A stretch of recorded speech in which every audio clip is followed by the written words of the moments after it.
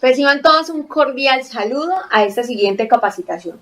En esta oportunidad nos vamos a centrar en cómo educar o participar activamente en la educación de mi hijo de secundaria. Eso significa que nos vamos a centrar en adolescentes o jóvenes. Antes de iniciar, quiero darles esta pequeña reflexión. La palabra de Dios nos enseña que la juventud es el mejor tiempo del ser humano.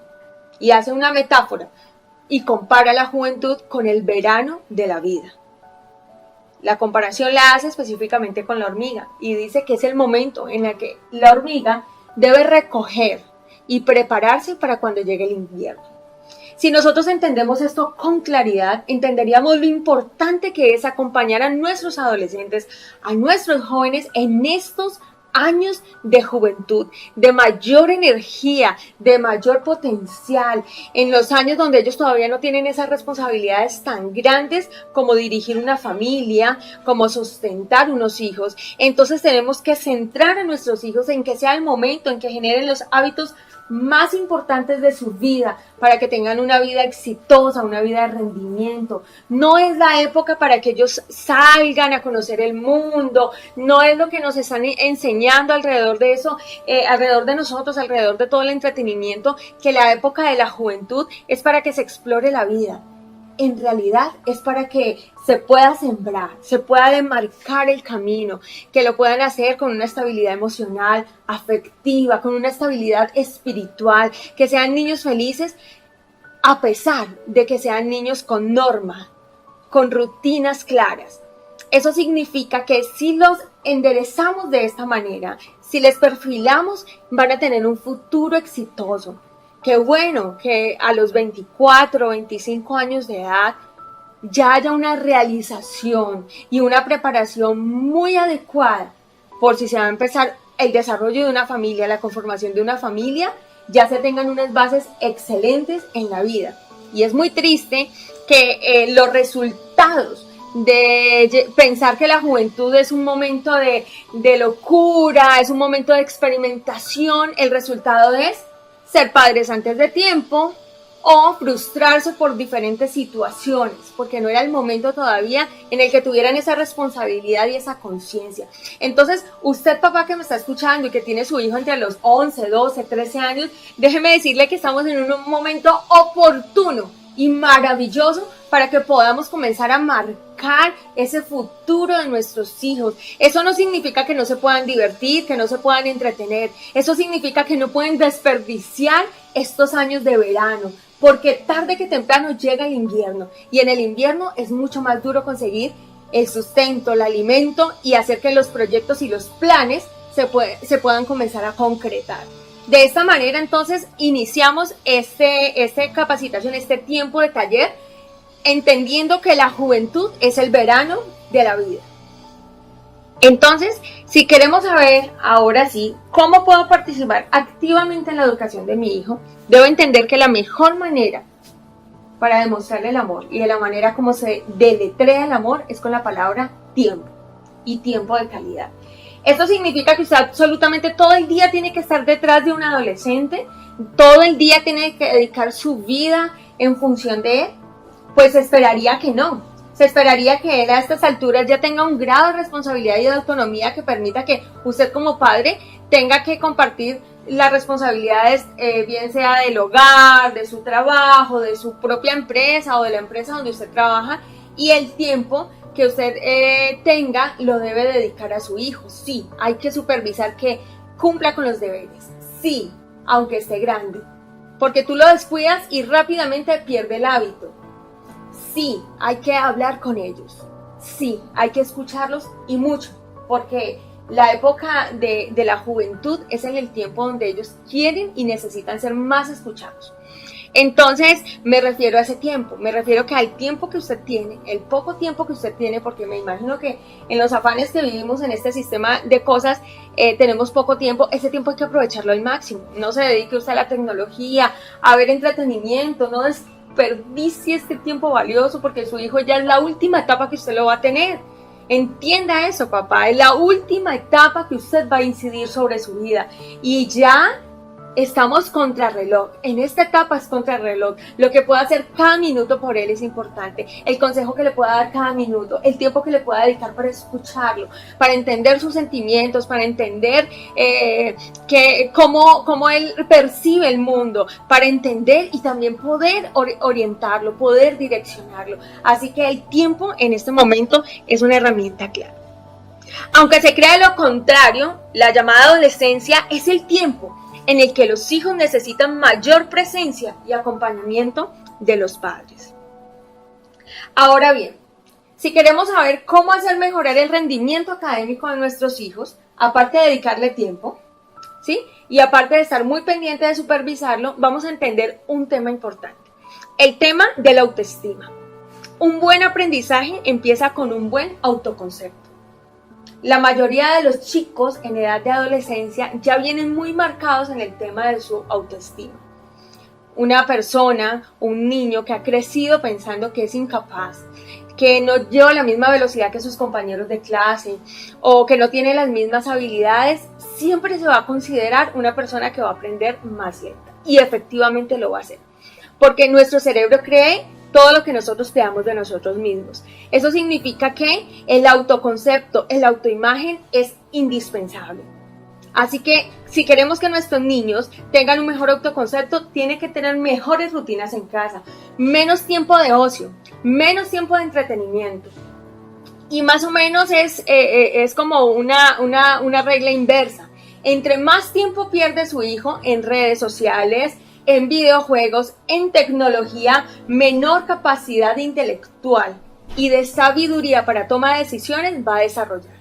Y todo lo contrario, entre menos tecnología de entretenimiento y ocio tenga, me refiero a tecnología de ocio, no tiempo de aprendizaje. Entre menos tenga, mayor va a ser su desarrollo intelectual, porque el desarrollo intelectual se da en el análisis, en el razonar, en el poder aplicar un conocimiento en la vida práctica, y eso no es algo que necesariamente el entretenimiento nos permita o nos genere. Entonces, este es el primer paso que tenemos que tener muy en cuenta: autoconcepto y autoimagen, para que nuestros hijos mejoren su en esta etapa de vida, mejoren su área emocional, mejoren su área espiritual, mejoren en su área intelectual y en su área social, porque también es el tiempo donde se vuelven más vulnerables a la presión del grupo. En la medida que uno tenga un concepto de sí mismo adecuado, menos influenciable va a ser. Va a tener más criterio para pararse frente a sus compañeros o sus pares que se quieren burlar, que lo quieren menospreciar o que quieren generar un poder sobre él. En el momento que tenemos un alto concepto o un concepto adecuado de nosotros mismos, más criterio vamos a tener. El segundo aspecto es no permitir y no generar ese ambiente alrededor de nuestros hijos de tal manera que los llevemos a la depresión. ¿Y la depresión por qué se da? Puede ser por herencia o por una conducta aprendida por un adulto, por un padre depresivo, o también puede ser por falta de fortaleza en el carácter. La primera necesita ayuda de especialistas, pero la segunda, antes de acudir a un especialista, puede ser sencillamente un niño que se siente falto de afecto, que no se ha sentido lo suficientemente importante. Y usted dirá, no, pero estos 12 años, estos 14 años que tiene mi hijo no he hecho sino trabajar por él, le he dado todo lo que yo no tuve, he tratado de darle lo mejor, pero no es lo que él necesitaba. Aún hay vacíos en su alma y en su corazón. ¿Por qué? Porque no tuvo lo más importante, y es sentir el amor a través del tiempo de los padres. ¿Cómo vamos a evitar el proceso de depresión? Primero, empoderando a su hijo. Eso significa prepararlo para la realidad. La realidad es hostil, el mundo afuera es hostil, las personas son duras, cada vez menos humanos. Entonces él se tiene que preparar para saber que mañana se va a enfrentar afuera a personas que quieran humillarlo, personas que pretendan esclavizarlo o tener poder sobre él. Entonces tenemos que enseñarles a nuestros hijos que la realidad es así y que eso no nos debe afectar.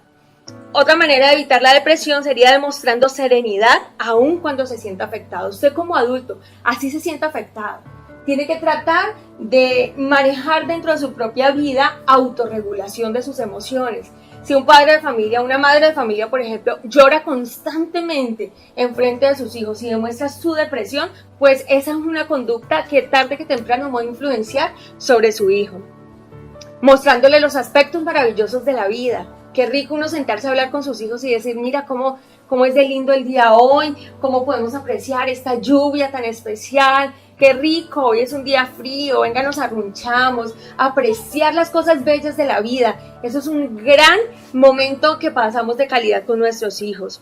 Y desde luego se evita la depresión enseñándoles el no como una respuesta válida, como una respuesta aceptable. No es posible que nuestros hijos adolescentes todavía estén haciendo berrinches porque la mamá le dijo no, porque el padre le dijo no, porque no los acostumbramos desde pequeños a que el no era una respuesta.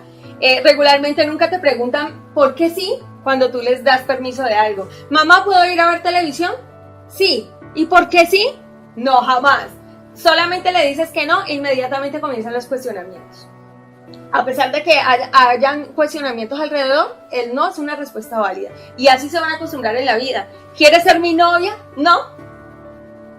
La relación no funcionó y nos vamos a separar. No. Entonces imagínate un niño que no está acostumbrado a recibir el no. Su vida se va a volver un caos cuando se enfrente en la realidad y sepa que el no es una realidad. Voy a emprender un negocio, una empresa, y emprendiste el negocio, tu hijo emprendió el negocio y a los años o a los meses se viene en quiebra su negocio. Eso es un no de la vida. ¿Y cómo está preparado él para afrontar eso? Es nuestra responsabilidad en este tiempo. Como les digo, el tiempo va en contra de nosotros, ¿sí? No caigamos en el juego desafiante con nuestros hijos. Regularmente cuando están más estresados, cuando se sienten menos amados, cuando están más débiles emocionalmente, es cuando se vuelven más insolentes, es cuando se muestran más retrecheros, cuando su copa de amor o su alma no se siente satisfecha emocionalmente. Entonces, cuando lo veas de manera desafiante, no caigas en ese juego. Simplemente entiende si esa semana estuviste muy ocupado, si llevas un mes muy ocupado y no le has prestado la atención necesaria. Entremos a hacer esa evaluación. Y yo les hablo también desde mi vida particular, les hablo también desde mi experiencia. Entiendo que cuando mi hija comienza a estar un poco irritable, contestando de pronto de la manera indebida, también tengo que entrar yo a evaluar de qué manera ella me está percibiendo a mí. No porque yo deba cambiar y decirle sí a algo que le dije no, simplemente es porque debo entender que seguramente se ha sentido desplazada por el trabajo, se ha sentido desplazada por las ocupaciones de sus padres. Entonces sí tengo que entrar a evaluar eso. Ahora bien, eso no significa que vaya a ceder en mi respuesta. Estrategias importantes para optimizar el aprendizaje. Bueno, primero, el juego ayuda demasiado al desarrollo cerebral. Los adolescentes todavía son muy juguetones, tienen mucha energía, entonces tenemos que aprovechar, juguemos con ellos, que practiquen un deporte. Esto ayuda a controlar su energía, a controlar su sistema locomotor, y sí que lo necesitan en este tiempo de cambios hormonales, a mejorar la coordinación, el dominio, ¿sí? El juego genera vínculos excepcionales entre padres e hijos, ¿sí? Y a través del juego siguen aprendiendo normas y reglas y a la vez aprenden valores. Segundo aspecto, el intelecto se organiza a través de la actividad física. Entonces el juego está relacionado con la actividad física. Exponga a su hijo a actividad física. Ojo con el juego competitivo. Puede que sea algo prudente o puede que de acuerdo al temperamento de su hijo no sea lo mejor, pero lo importante es que haga actividad física. Otro aspecto es tenga en cuenta la visión para optimizar la lectura. Lamentablemente, a veces ya estando muy adultos nos damos cuenta que tenemos un problema de visión porque no se hicieron exámenes rigurosos a tiempo. Por eso es importante anualmente se renueven los exámenes visuales, porque nuestros hijos muchas veces se cansan leyendo y su cerebro se desconecta. Entonces dicen, no, está perezoso, no quiere, y no sabemos si sea un aspecto físico. Tercero, aspectos externos para mejorar la capacidad mental. Y acá con los adolescentes es importante porque a menudo faltan en estos aspectos. Mire, parecen aspectos muy básicos y que usted me dirá, profe, bueno, usted no tiene necesidad de hacernos una capacitación para decirnos eso, pero lamentablemente sí. Yo regularmente antes de mis clases siempre les digo a mis estudiantes, cuando les toque conmigo deben traer una chocolatina, porque para matemáticas necesito que haya una energía extra. Entonces, ¿qué sucede? Que la mayoría de ellos les pregunto en la mañana, ¿qué desayunaste? Ah, me tomé un jugo. Ah, no he desayunado, desayuno en el recreo. Y allí viene un gran problema, porque el primer aspecto es la nutrición. Muchas veces hay deficiencia cerebral por falta de vitaminas y minerales. ¿Qué se recomienda que tenga un desayuno? Pues que sea balanceado, que tenga algo de cereal, de frutas, ¿sí? De carbohidratos, algo de proteína. Siempre es importante un desayuno balanceado antes de iniciar toda actividad académica. El desayuno prácticamente es el alimento del cerebro. Otro aspecto importante es la oxigenación. El oxígeno también es el alimento del cerebro. Resulta que cuando nosotros estamos quietos y pasivos frente a un televisor, frente a una videollamada, frente a una máquina de coser, nuestro cerebro va perdiendo oxígeno. Por eso es necesario hacer pausas activas, porque en el momento que nos movemos, estamos oxigenando porque estamos haciendo que la sangre corra más rápido hacia el cerebro. Es importante entonces que entendamos que la mayor necesidad del cerebro es el oxígeno. Por eso es necesario que nuestros adolescentes tengan movimiento, estén haciendo juegos, estén haciendo pausas, estiramientos. No crea usted que es sano que su hijo esté de 2 o 3 horas seguidos en una videollamada. ¡Ay, qué mucho que estudia mi hijo! No, señor, no significa que porque esté mucho tiempo frente a una videollamada esté aprendiendo. Parte del aprendizaje tiene que ver con que su cerebro se oxigene. El siguiente es el descanso. Ningún chico, ningún niño joven rendirá en el aprendizaje si no duerme lo suficiente. Y en estas edades es muy difícil hacerlos dormir. Sé que luchamos por la noche para que ellos se acuesten temprano, pero déjenme decirles, papá, que un niño que llega trasnochado a una clase es un niño que no va a rendir. Es un niño que, sinceramente, se los digo con honestidad, es un niño que pierde el tiempo en el salón. Así que el descanso es demasiado importante. Durante el descanso, ¿sabe qué pasa? Durante el descanso, el cerebro clasifica y organiza toda la información y los estímulos que recogió durante el día mientras estuvo despierto. Entonces, ¿qué se recomienda? Se recomienda que cuando tengan una lección, una exposición, sea una noche de mucho descanso para que recuerden todo lo que han estudiado. También es importante realizar pausas activas entre una actividad y otra, como lo decía hace unos momentos. Ahora bien, también tenemos que tener en cuenta el ambiente o los escenarios de aprendizaje. Nuestros hijos deben tener una silla cómoda, donde sus pies estén afiancados y sus codos también. Es importante entonces que el espacio que decidamos en casa, que va a ser su rincón de aprendizaje, sea un lugar cómodo para él. Un lugar iluminado y donde él pueda recibir aire suficiente para que se oxigene, como lo hablábamos hace un momento, ¿sí?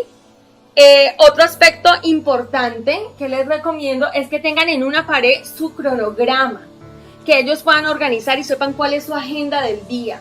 Usted no debe hacer la agenda por él, usted debe supervisar y estar absolutamente seguro que todas las mañanas su hijo se levanta con un marcador en su tablero a escribir la agenda del día y que va chuleando lo que ya hizo y lo que le hace falta. Lo que ya hizo y lo que le hace falta. Esa organización es una programación cerebral que le va a ayudar a estructurar hábitos adecuados. El mejor ambiente, sin duda alguna, es un ambiente sano emocionalmente, libre del maltrato, lejos del abuso.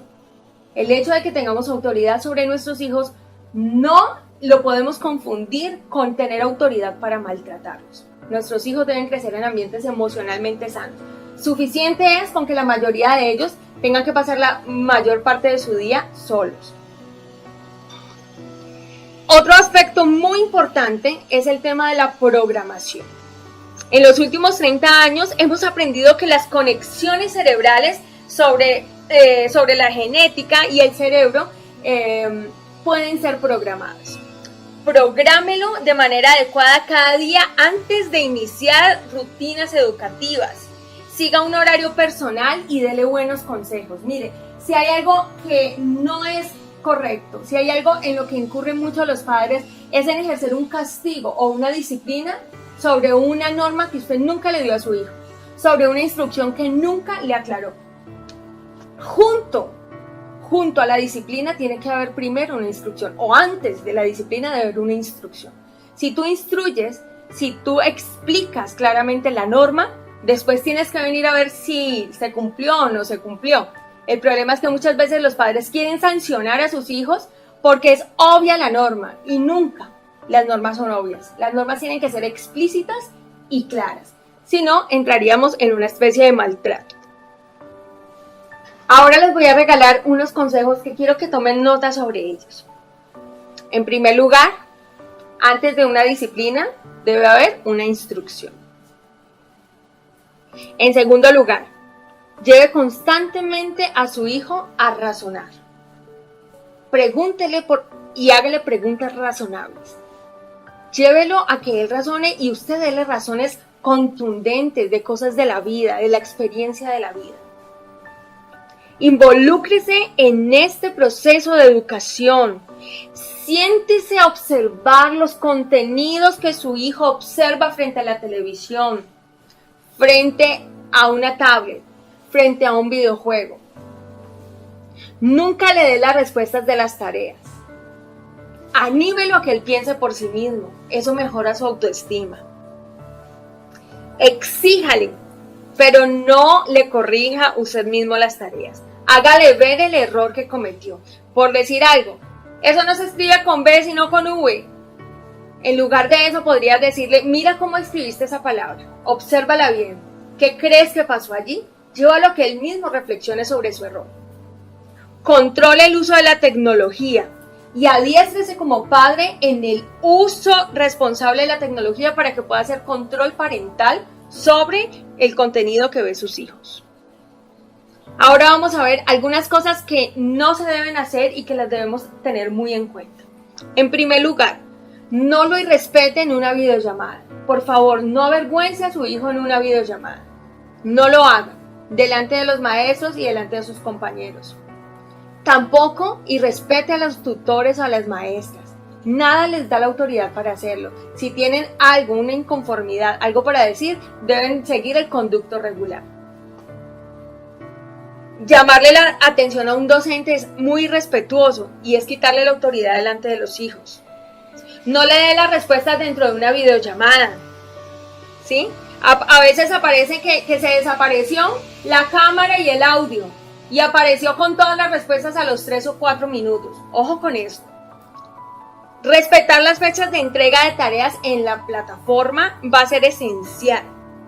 La plataforma automáticamente le va dando el informe de cómo le está yendo en tareas. Y entonces, para que ustedes lo tengan claro, en este trimestre vamos a darle un 50% a la responsabilidad como criterio más importante de evaluación, un 20% a la participación y un 30% al proyecto. Para finalizar, quiero que veamos cuál es el estilo de aprendizaje natural que trabajamos en nuestra comunidad, cómo usted lo puede aprender y cómo usted también lo puede aplicar en su casa para el aprendizaje de algún área específica o de la vida práctica. Vamos a ver los 4 pasos naturales del aprendizaje.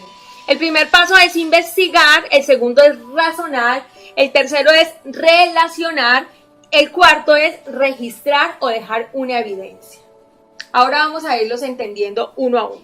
En primer lugar, ¿qué significa investigar? Es el primer paso como aprendemos los seres humanos. Partimos siempre de una curiosidad. Tenemos siempre el interés, queremos indagar.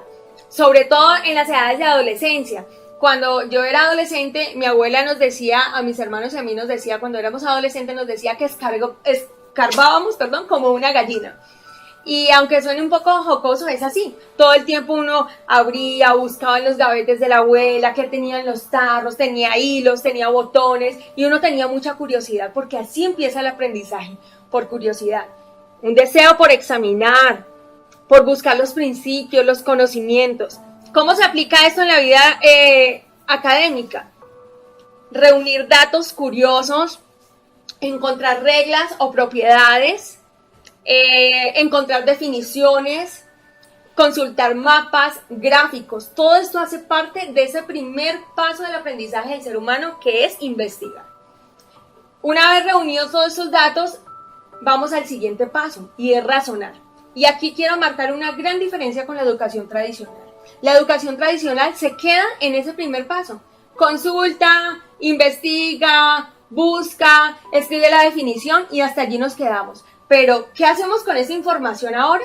Vamos a aprender cómo esta información la llevamos al intelecto realmente. Cómo estos datos los vamos a llevar a que nuestros hijos razonen sobre ellos. Entonces, ¿qué es razonar, es preguntarse o encontrar las causas de las cosas, encontrar el principio de causa-efecto.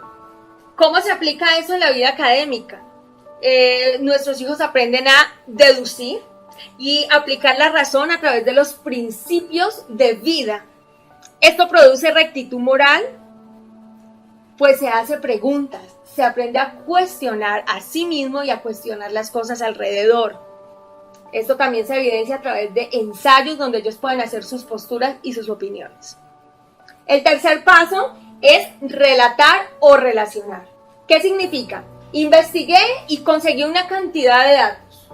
Ahora estoy aprendiendo que la información hay que pensarla, hay que cuestionarla, hay que preguntarse para poder hacer una relación causa-efecto. En tercer lugar, ahora entonces voy a mirar cómo esta información que ya ha sido pensada, preguntada o razonada, cómo la voy a aplicar en la vida práctica. Entonces, relacionar significa decir o recitar, aplicar un dato o un principio a la vida práctica. ¿Cómo se aplica ese tercer paso?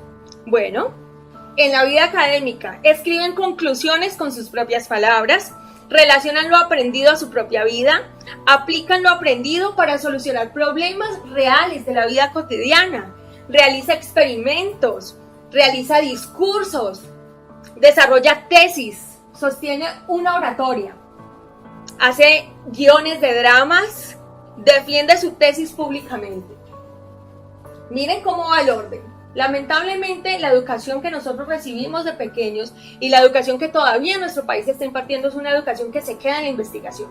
La investigación es el primer paso, pero la investigación debe llevar a una praxis y antes de llegar a una praxis tiene que haber un análisis para llegar finalmente al cuarto paso, que es registrar o dejar una evidencia. La historia nos muestra que el ser humano a lo largo del paso del tiempo ha dejado siempre un registro. Desde las antiguas cavernas, el ser humano dejó una huella a través del arte. Siempre hay que dejar un registro. Los seres humanos, cuando hacemos todo ese paso, finalmente queremos registrarlo. ¿De qué manera se deja una huella o se deja una evidencia? Bueno, esto se aplica a través de diarios que escriban nuestros hijos, a través de artículos en un periódico o en una revista, a través de correspondencia pública o personal, a través de trabajos, ensayos, recopilación de documentos escritos por ellos mismos, a través de la expresión de la poesía, a través de discursos y oratoria de manera escrita, a través de debates, puede ser también a través del arte, claro que sí, a través de presentaciones musicales, a través del drama y del teatro. Todas estas son evidencias que los llevan al último paso del aprendizaje. Entonces nosotros aplicamos este aprendizaje natural en nuestros procesos. Así es la manera como nosotros llevamos a cabo las tutorías. Entonces es muy difícil que esto se cumpla 100% si la tutoría solamente está limitada al momento de una videollamada. Por eso la estrategia en nuestra plataforma de Moodle es buscar que estos pasos se puedan hacer a través de diferentes actividades. Lo único que tiene su hijo para estudiar no es una videollamada, hay muchas cosas por hacer y él debe crear la autonomía y la independencia para desarrollarlas. Entonces no se olviden, vamos a repasarles rápidamente. Investigar, razonar, relacionar y registrar. Estos 4 pasos son pasos naturales como aprendemos los seres humanos. Y lo más interesante de todo es que estos pasos los podemos encontrar también a la luz de la palabra de Dios. Muchísimas gracias por este tiempo, por esta atención prestada. Espero que haya sido de aprendizaje para sus vidas y que lo podamos aplicar en la educación de nuestros hijos, en una educación de homeschool de calidad. Dios los bendiga a todos.